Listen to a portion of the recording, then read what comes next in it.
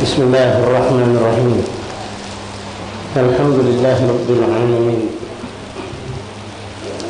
حمدا شاكرا حمدا نعيما حمدا يوافي نعمه ويكافئ مزيدا. يا ربنا لك الحمد كما ينبغي لجلالك الكريم وعظيم سلطانك. سبحانك لا علم لنا الا ما علمتنا انك انت العليم الحكيم. وتب علينا يا رب انك انت التواب الرحيم، واغفر لنا وارحمنا وانت خير الراحمين، وانصرنا على القوم الكافرين.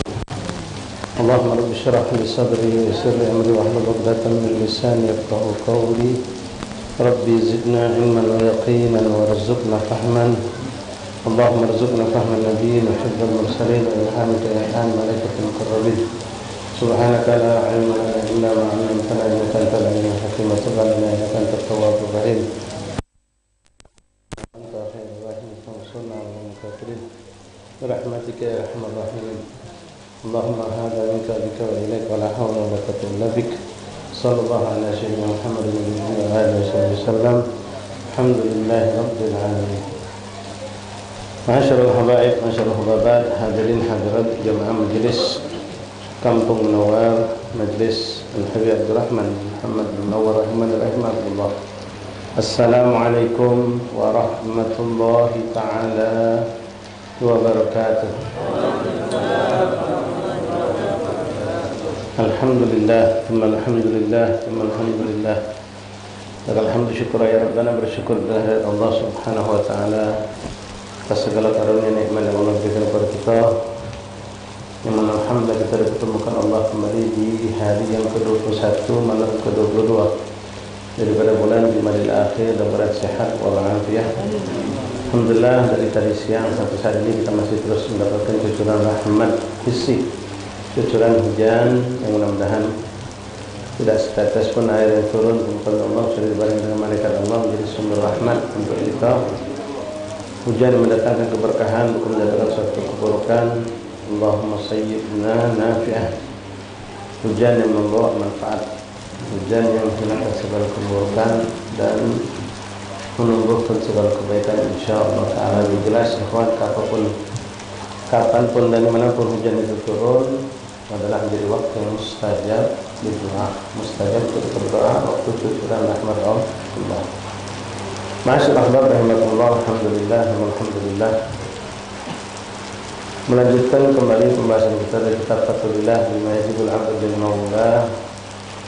Pada pertemuan yang lewat masih seputar mengenai himbauan dengan tegas dan peringatan yang keras yang disampaikan oleh Habib Muhammad bin Hussein Al-Habsyi tentang perkara melakukan kezaliman, menumpahkan darah seorang muslim apalagi sampai membunuh seorang muslim adalah perkara yang bukan perkara yang ringan, adalah perkara yang cukup sangat berat dalam syariat Allah.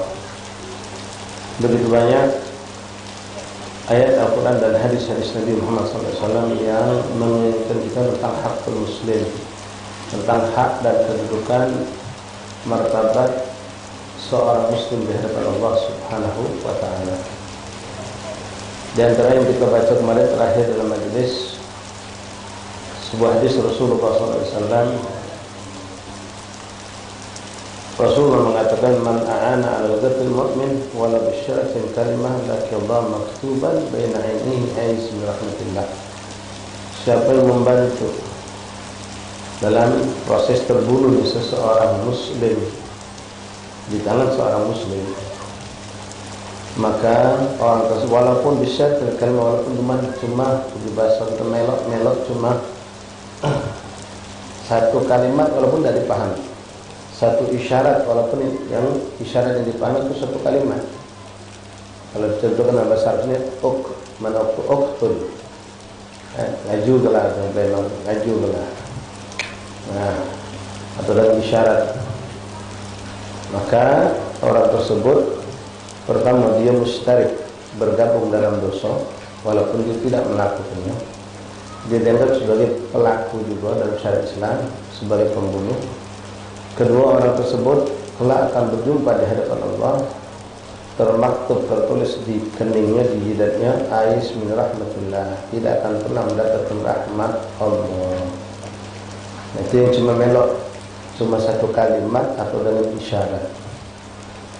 Bagaimana yang benar-benar melok ikut dalam proses eksekusi pembunuhan, apalagi yang memang benar-benar punya rencana untuk membunuh lalu dilakukan pembunuhan tersebut. Bahkan Rasulullah SAW mengatakan kemarin dalam sebuah hadisnya, "Idza taqa muslimani bisayfihima fal qatil wal maqtul finnar." Kalau seandainya berhadapan dua orang muslim masing-masing dengan membawa pedangnya, mereka hendak saling membunuh, maka terbunuhlah salah satu dari kedua orang tersebut. Maka Rasul mengatakan yang dibunuh dan yang membunuh dua-duanya masuk neraka. Assalamualaikum. Sahabat sempat bertanya, kalau yang membunuh, payulah bahasa kita wajar, dia membunuh. Kenapa yang dibunuh masuk neraka juga?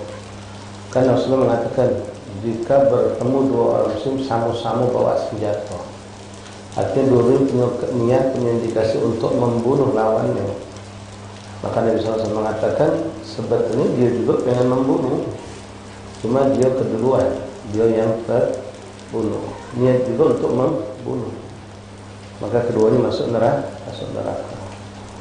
Nas'alullah al-afiyah. Ikhwan rahimakumullah, apapun bentuk kezaliman, kejahatan, dan termasuk yang sudah berapa kali mencontohkan, masa yang menghakimi orang yang berbuat kriminal dengan digebuki barang-barang, ditendang, dipukul sampai meninggal, maka tetap hukumnya adalah membunuh. Yang kita kasihan cuma maling handphone, maling hewan, ayam, maling burung, maling motor lah katakanlah.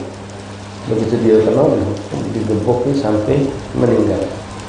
Yang melok nendang sekali, yang melok mijak, yang melok dorong, yang melok megang, yang melok kena dosa itu. Semuanya tercatat sebagai pembunuh gagal dalam hukum kacamata Islam. Nah, ini kejadian sudah selesai. Lalu sampai ke kita kabar, sampai ke kita. Kalau ada di kampung si Fulan maling motor, Muslim gitu tahu yang dibunuh, yang terjadi, digebek sampai mati. Uji kita lejallah. Kejadian sudah kejadian seminggu yang lalu atau sebulan yang lalu atau kapan lah, sudah lewat dalam. Lalu baru sampai ke kita atau lewat mungkin baru nyampe ke media kita. Ini mau betul.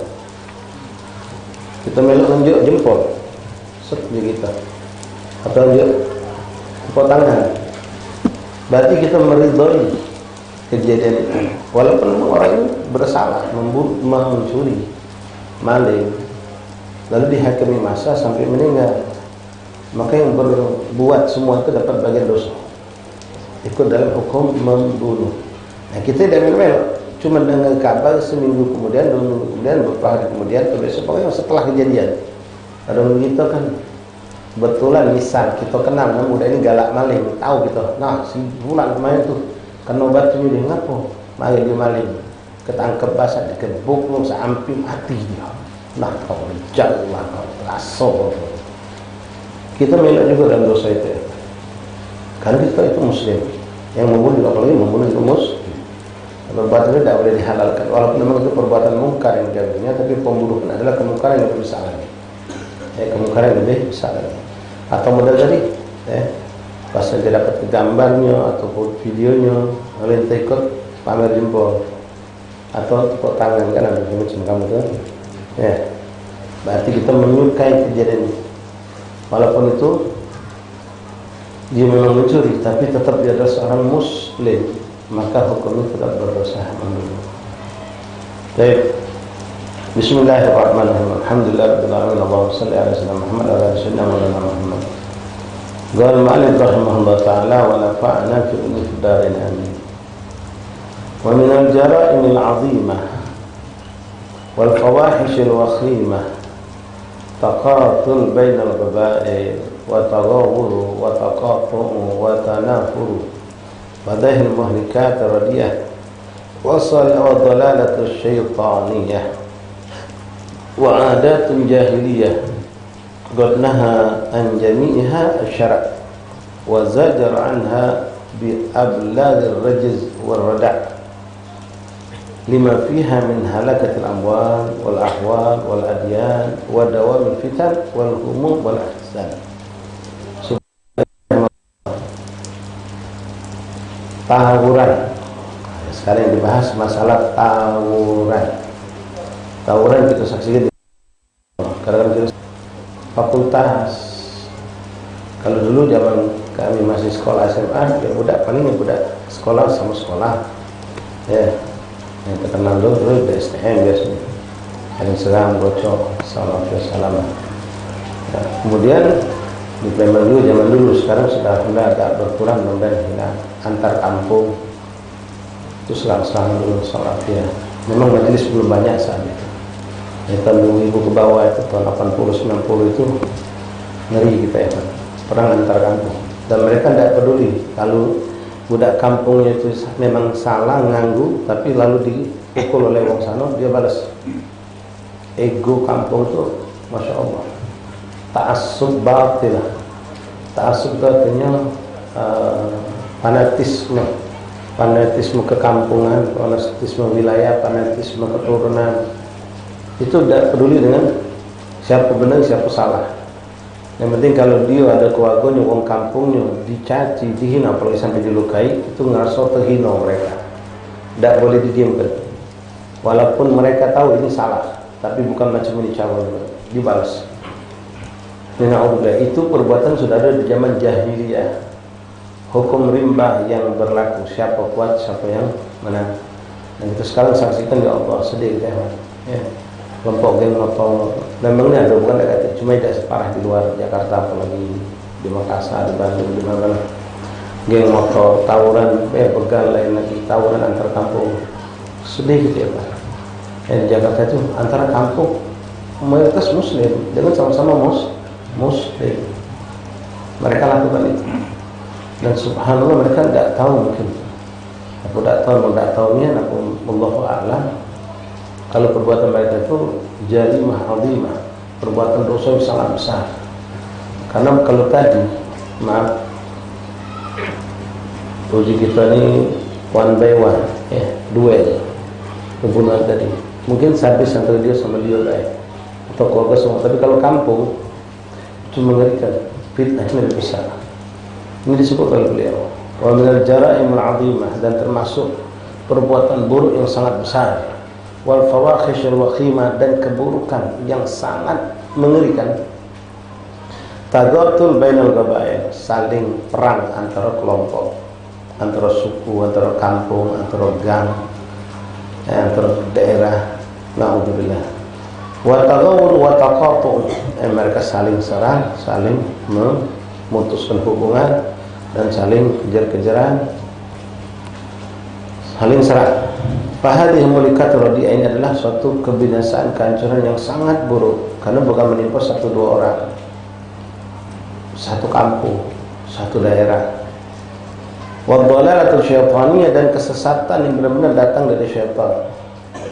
Wa adawatul jahiliyah, dan ini adalah sifat buruk orang-orang jahiliyah dulu. Orang jahiliyah dulu begitu, dia tidak peduli yang dibela ini benar atau salah, yang penting kalau nganggu wong kami, keluarga kami, keturunan kami, gobilah kami, suku kami merasa terhina, merasa diganggu, jadi balik menyerang.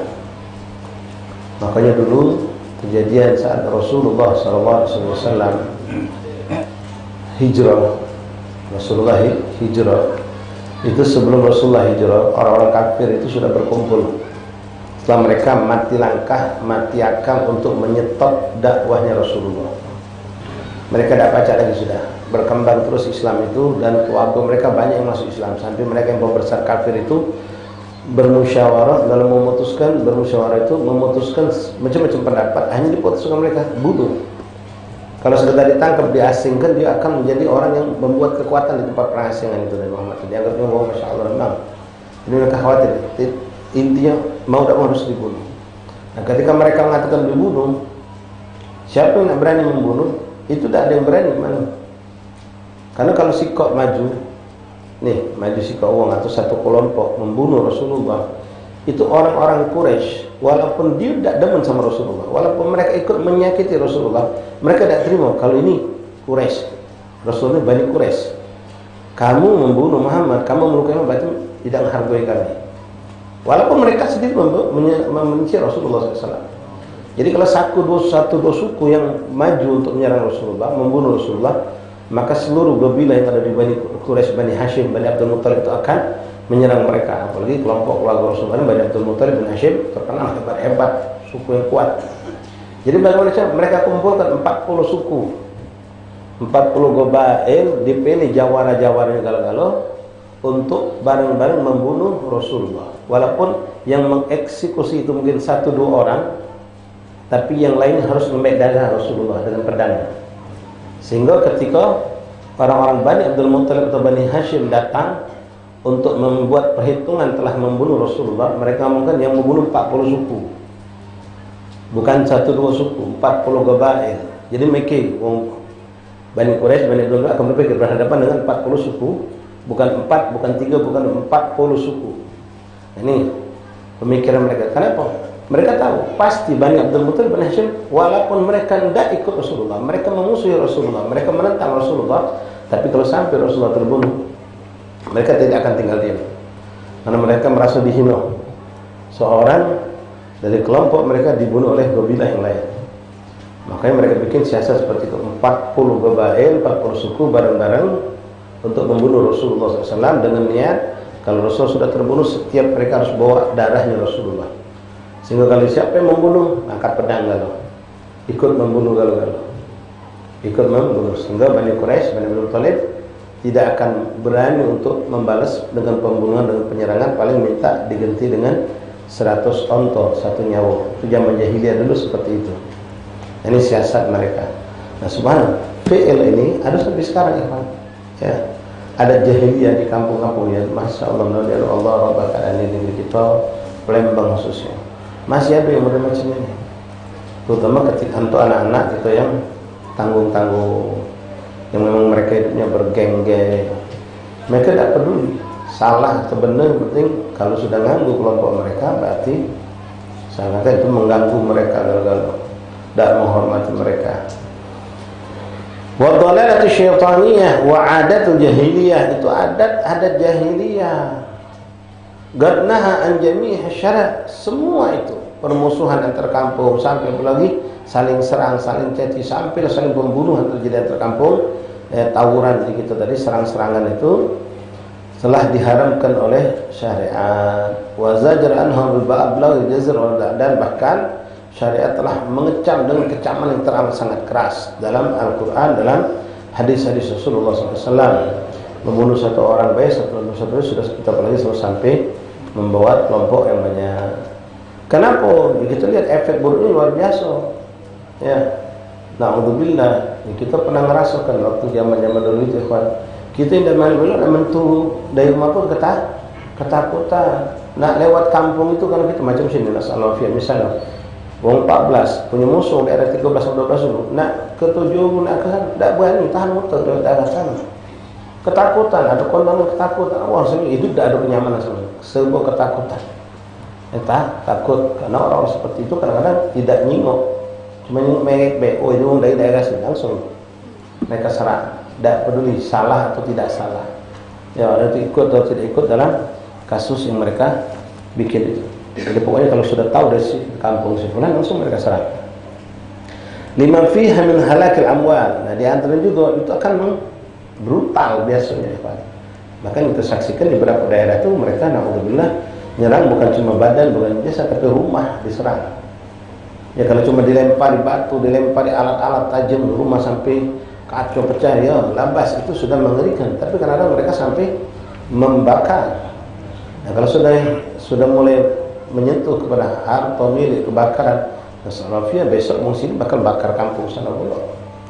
Ini jarimah yang benar-benar, dan alhamdulillah suatu kejahatan yang sangat besar. Yang tidak bersalah bakal banyak jadi korban. Ya, kalau sudah rumah dibakar sampai habis berapa rumah atau sampai kampung, pasti akan muncul dendam. Mereka akan mencari kesempatan untuk membalas. Halakatul amwal, binasa harta. Ya, harta kadang-kadang sampai merusak toko, merusak rumah, merusak kendaraan. Ini yang sekarang kita masih saksikan. Ya, alhamdulillah negeri kita ini negara berhukum, ya ada polisi, ada apa, sehingga alhamdulillah kita terima kasih, jazakumullah khair, kita bersyukur kepada Allah. Mudah-mudahan negeri kita kondusif, aman, ya. Dari kepolisian itu selalu menjadi juga alhamdulillah salah satu wasilah orang tidak bersikap brutal. Ada undang-undang, ada aturan, walaupun ya tidak semua undang itu mungkin pas dengan apa yang ada dalam syariat Islam, tapi hukum-hukum yang berlaku juga tidak membuat manusia semena-mena. Ya, dalam hukum syariat juga sama, ya, jangan kita ngancur ke barang uang lain itu tidak kata dosa, ada dosanya. Ya, hancurkan barang-barang milik fasilitas umum itu ada hukumnya, bukan kita sekendak gitu, ada hukumnya kan. Jadi jangan semena-mena, apalagi seperti itu. Lima fiha min halakatil amwal wal ahwal wal adyan, begitupun keadaan yang mencekam, mengerikan. Ya, sampai jam malam, wong ke masjid pada isya takut dulu, namun tu takut. Bahkan dengan kapal, mereka memang biasanya milih serang-serangan dulu zaman jahiliyah di Palembang itu, ya agak malam. Kadang-kadang belum malamnya sudah siang, sore, ngeri itu. Ya, mengerikan ya. Jadi sebuah mobilnya ada daerah yang terkenal dengan ngetop, daerah budak nakal. Sebuah ini juga ada daerah yang terkenal dengan budak nakal. Ada yang ngandung, ada yang dia sama dia, yang tengahnya yang jadi tempat belagonya. Ya, uang dari kampung ujung sana, kampung ini, tapi nggak buat pedang di tengah sini. Lempar tombak, mengerikan macam-macam. Wassalamualaikum warahmatullahi wabarakatuh. Wal muslimin ila asnil hal, ila ajmalil hal. Wal adyan, begitupun juga agama rusak. Ya, bisa rusak agama kita, bisa rusak agama seperti ini. Ya, orang akan saling dendam, orang akan berbuat segala macam cara untuk membalas, melampiaskan dendam atas apa yang dia ngerasa dirugikan, apalagi kalau sudah sampai nyawa yang hilang. Benda rusak, mobil rusak, apalagi rumah sampai rusak, dibakar. Nah, ini merusak segalanya. Wa dawamul fitan, dan fitnah ini tidak akan selesai, terus akan turun-temurun. Ya, macam bisa dulu zaman dulu, Allah kita ya, agak jarang dengar, alhamdulillah. Dulu kan sekolah sampai itu, bisa tuh musuh bebuyutan antar sekolah tuh, musuh bebuyutan. Yang dulu yang sudah alumni sekian tahun dulu, tidak tahu lagi kemana. Sekarang masih terus oleh. Ya, karena mereka juga didoktrin biasanya. Yang kakak pucuk ini maksa adik kelas untuk melo. Tidak melo malah diancam. Ya. Jadi pas melo kaget dia juga ngasih tanjam, dia nyanyi orang adik kelas yang baru pula dia. Jadi bebuyutan. Ya, turun-temurun terus sampai begitu juga ya antar kampung kadang-kadang seperti itu. Nasallallahu alaihi wasallam. Sekarang alhamdulillah Allah sudah berubah banyak sekali kebaikan, berkat banyaknya majelis-majelis sekarang ini. Walaupun belum hilang 100% masih ada, tapi alhamdulillah. Yang itu saya ini kadang-kadang muncul yang model tawuran-tawuran ini justru di bulan Ramadan kadang-kadang. Ya, bulan puasa mereka justru menjelang sahur, malam hari. Ini juga ya subhanallah, jadi ikhwan musim liburan ini adik-adik kita, anak-anak kita jangan biarkan balik di pojok jam 10. Tawuran ini muncul, ya ada mereka. Cuma kita mungkin daerah kita agak jarang. Ya, di daerah-daerah lain itu banyak begal lain di Salafiyah. Wa dawamul fitan wal humum wal ahzan, dan itu akan memunculkan fitnah yang kontinu terus menerus. Wal humum, rasa ketakutan, kebingungan yang terus menerus itu. Banyak orang tidak bisa kerja, orang tidak bisa ke pasar, orang tidak bisa pelanggar, tidak mengadakan acara kawinan segala macam, ketakutan, serba ketakutan. Yang serba kebingungan dan ketakutan. Wal ahzan wa dawamul ahzan, dan kesedihan yang terus berkepanjangan, apalagi kalau sampai ada salah satu keluarganya terbunuh misal, ya, atau mengalami luka yang ya sifatnya apa di kita nih, luka yang apa ya, luka parah maksudnya, luka yang tidak baca disebut, bisa putus tangan misalnya, ya. Permanen, ya, walhasil, ya, walhasil luka yang tidak baca disembuhkan lagi lah, ya, entah kaki putus, tangan putus, segala macam. Dan membuat itu ya mungkin dendam, kesedihan yang berlangsung terus. Dan apalagi model toko dibakar, rumah dibakar, itu kesedihan yang terus, dan dendam itu fitnah sangat besar. Dan ini kita minta jauhkan, ya, kita sama Allah Taala. Jadi ikhwan, nasihat untuk kami kita semua, dari lingkup yang paling kecil. Kalau ada masalah kecil itu buang, masalah besar dikecilkan, masalah kecil dibuang. Hidup rumah tangga, hidup dalam kampung, keluarga, insya Allah damai. Tapi kalau kita model arus listrik pendek kan, ada masalah dikit langsung. Zaman dulu saya kamar dia langsung. Kita lewat kampung terkenal kampung sekolah ini agak gugup gitu. Jalan tuh nunduk, ngebut dikit. Kita noleh terpandang dia. Ngap pokoknya ini. Wah. Ngap pokoknya ini. Alam saya Palembang tuh. Terkenal di Palembang. Di luar orang dari luar Palembang tuh takut. Datang dulu ya, zaman dulu tuh, zaman masih mondok Bekasi dulu, ya alhamdulillah belum banyak pesawat, kalaupun ada belum sanggup naik pesawat, ngeteng. Kalau sudah di Gajah Basa diajari kawan, kalau kamu di Gajah Basa, kalau rumah dari mana Palembang loh, karena Palembang bisa geli. Jangan kamu ngomong dari Bekasi, kalau kamu ngomong dari Bekasi, kamu ngomong dari Bekasi, sudah dipalaknya gitu, ya dipalaknya. Jadi kalau ngomong dari Palembang. Tanjung Karang, di Gajah Basa, daerah memang banyak yang budak nakalnya dari Palembang sebagian. Ya, untuk kalau di Palembang, mama mau ambil mantu Palembang miliki dulu. Mau ambil mantu, Palembang, jangan. Takut loh. Saya belum Palembang, sempat konslet. Saya memang, alhamdulillah, sekarang bahkan Palembang harum. Yang dengan majalis, khawful awliya, solihin, maulid, arba'in, maulid, segala macam. Luar biasa, alhamdulillah, alhamdulillah. Tugas kita bagaimana? Ya, untuk mengajak kawan-kawan kita yang mungkin masih jauh dari hal yang baik, positif kita tarik, dan mereka ikut dalam hal-hal yang baik dan positif. La ilaha illallah. Wal ahzan, dawamul fitan wal humum wal ahzan. Jadi kesedihan, kebingungan, ketakutan, fitnah ini bukan selesai begitu, akan panjang ceritanya. Bahkan boleh jadi menjadi dendam akan muncul. Ya, mungkin si fulan tadi ketika meninggalkan anak masih kecil, dia tidak tahu, pas sudah besar dia tahu apa yang dibunuh oleh si fulan dari kampung fulan. Boleh jadi alhamdulillah kalau dia juga terjebak dalam keburukan. La ilaha illallah sallallahu alaihi wasallam. وقد بين الشرع فيها الأحكام وأقام الحدود ينزجر كل مارد مطرود. Dan syariat sudah menjelaskan kepada kita tentang hukum-hukum orang yang berbuat seperti itu. Wa aqamal hudud, dan akan ditegakkan hukuman-hukuman buat orang yang melakukan hal seperti itu.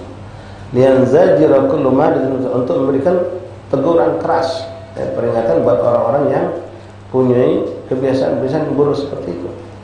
Dan mereka berhenti, tidak melakukan lagi. Ikhwan, merusak barang itu ada hukumnya. Ingat, jangan salah itu. Itu kadang-kadang ngamuk, macam kita contoh di nahi mungkar. Itu tidak boleh kita langsung hancur-hancur ke bawah. Kalau balik dekat salah kita hancur dulu. Jadi kita nak gebek tempat diskotik atau tempat apalah. Lalu kita moto-moto parkir depan, kita hancur ke kalau kacau, kita bakar. Bukan tuntutan hukum syariat tidak juga macam itu. Ada cara yang baik. Yang mana tujuan kita tuh tidak sampai salah tujuan, yang hancurkan lampu, hancurkan apa, jangan. Kita lagi misalnya berhadapan kebetulan, misalnya berhadapan dengan pihak pemerintahan, ya, yang tidak adil, pemerintahan yang zalim, ya, kita berdemo misalnya, itu pun alhamdulillah kita dididik caranya bagaimana bisa berdemo. Apalagi kita ada juga sama-sama muslim, ya, apa boleh kita ngancur mobil polisi, apa boleh kita ngancur ke kantor polisi, kantor camat, kantor wali kota, segala macam itu ada hukum negara. Tidak disuruh seperti itu, tidak diperbolehkan kita menghancurkan barang-barang seperti itu. Apalagi melukai orang yang tidak bersalah. Orang itu dikategorikan bersalah sampai di mana? Ya, dia tidak bersalah, yang salah itu bocor kan. Tapi dia bela-bela bocor, misalnya itu ada batasannya kapan kita boleh untuk menyerang dia. Itu semua dididik. Nah, perlu kita belajar. Jangan cuma modal berani dan hawa nafsu baik, tapi sedikit banyak harus mengerti sampai di mana batasan kita boleh untuk melakukan suatu tindakan kekerasan atau tindakan yang mungkin katakanlah menyerang, tapi yang disahkan oleh syariat. Karena kita hadapi adalah kebanyakan anak negeri ini muslim. Pas kita turun yang maju, macam ini kan sering di Palembang, ya, antara pedagang kaki lima, ya, kasus-kasus yang banyak lah hebat di Palembang. Yang maju satpol pp, polisi, itu muslim galau. Pas kita nyamak nama sini, Selamat, Udin, Zainal, ya, Ibrahim, Ali. Kadang-kadang yang maju ibu-ibu jilbab pula, maju Dia kita tidak cakap apa, tak kan kita nak kasar sama perempuan. Ya, tapi cinta siapa tu pun tidak juga. Kena ada hati-hati. Ya, selain hukum dunia, hukum negara yang kita tidak tahu mana, yang jelas hukum syariat juga mengatur itu semua. Bukan tidak boleh sama sekali, ya ada batasan yang boleh ke, ya, tak mana kita harus belajar. Wallahu a'lam. Wa qad baina syar'u fiha ahkam, ya ada aturannya. Wa aqama al-hudud, ya ada hukuman-hukuman sudah ditentukan. Untuk apa yang zadira kullu maridin matrud. Wa nudhiya subulul fasad kulluha masdudah. Untuk apa? Untuk menghilangkan, nudhiya itu nyembelih, maksudnya menghilangkan setiap jalan-jalan yang buruk agar kita bisa menutup, membatasi, menghalangi jalan-jalan atau kebiasaan-kebiasaan yang buruk tersebut untuk tidak terus sampai turun-temurun bebuyutan sampai tidak. Jadi ada caranya, syariat memberikan peraturan yang tegas agar tidak berkesinambungan perbuatan yang salah ini. Ya ada hitungan kalau ganti rugi ada itu yang kita atas ngancur itu ganti rugi. Ya, jadi kita tidak apa-apa. Saya mengapa jam CCTV ini, nah tawan kalau siapa yang ngawak tongkat, siapa yang ngebuk, siapa yang ngancur ke kaca, siapa yang ngembek semua ada kan. Macam-macam kasus. Termasuk dulu mungkin kamu sebagian lahir ya, sebagian belum zaman-zaman Pak Harto Lengser tahun 89 ya, oh itu penjarahan seakan-akan maling itu halal, maling itu halal, bahkan Allah mengerikan, minta maaf sampai bukan cuma ngalim ya. Betino dilajukan dengan terang-terangan, dizina dengan terang-terangan. Maling itu halal, saya mau ngambil tipu, ngambil apa ya haram, itu tetap haram, tidak jadi halal. Walaupun maaf, yang kita paling dulu kebanyakan kita ngambil toko Cina. Nak toko Cina, nak toko Muslim sama-sama baik, hukumnya haram, penjarahan itu tetap haram, tidak boleh. Oh ada semua TV, semua kulkas, mau agak macam, apalagi toko-toko biasa ini sampai di Purnas sana, ya ini masya Allah, ya Allah yarhamni Abdullah Burhan bin Ahmad bin Hamid Al-Qab. Beliau ini masya Allah, memang diakui orang Purnas, orang soleh, orang baik. Itu zaman itu uang kan baru bukan nengok toko Cina itu memang dulu kesan memang dolim zaman itu. Jadi kalau sudah nengok toko Cina langsung dihantam oleh uang.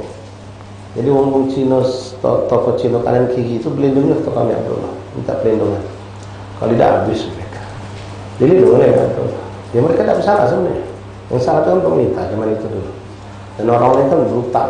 Islam pun tidak menganjurkan seperti itu.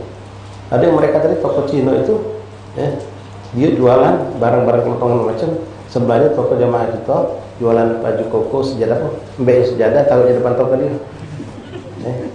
Dia menyangkut toko Muslim, yang Islam. Sekarang bendera putih begini. Jadi pasang sejadah, lalu kelurahan untuk selamat tadi. Subhanallah. Nah itu zaman itu mengerikan, brutal, seram. Itu karena ketidakpuasan umat masyarakat dengan pemerintah zaman saat itu. Nah itu pun ada prosesnya. Jadi bukan dibenarkan yang zaman itu apa namanya penjaraan itu, ya tidak benar. Ya apalagi maling kabel musim 4 itu, ya lampu gelap terus, haram tetap walaupun punya pemerintah. Ada boleh ngomong kalau punya pemerintah itu halal nggak apa-apa. Siapa ngomong? Ya, haram. Mampega sudah tolong sudah 20 sekali ganti pagar stainless untuk lantai ganti baru sana hilang, ganti ini masih hilang.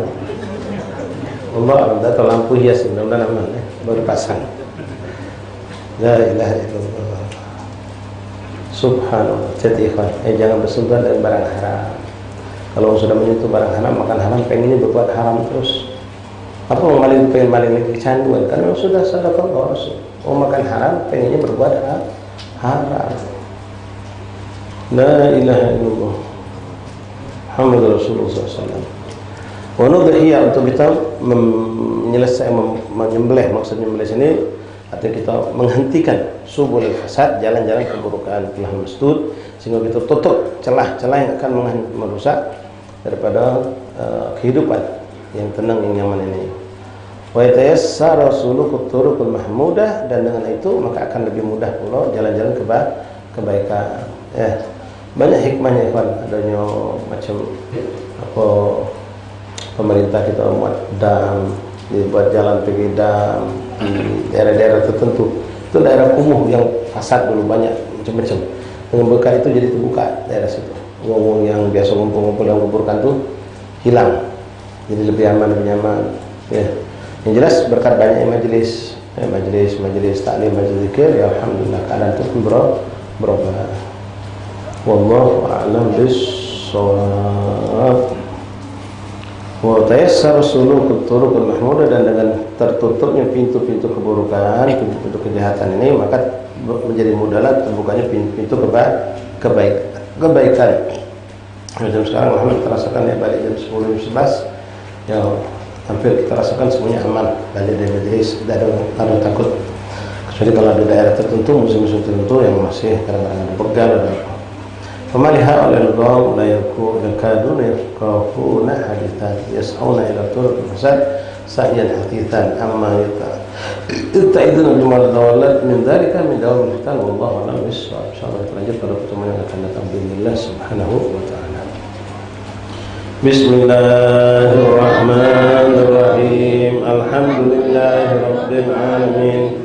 Allahumma salli wa sallim ala sayyidina Muhammadin وعلى آل سيدنا محمد. يا ربنا اعترفنا بأننا اعترفنا وأننا أشرفنا على لفظ فتب علينا توبة توبة واستر لنا العورات وآمن واغفر لوالدينا ربي ومولودينا والأهل والإخوان وسائر الخلان أبا أرضات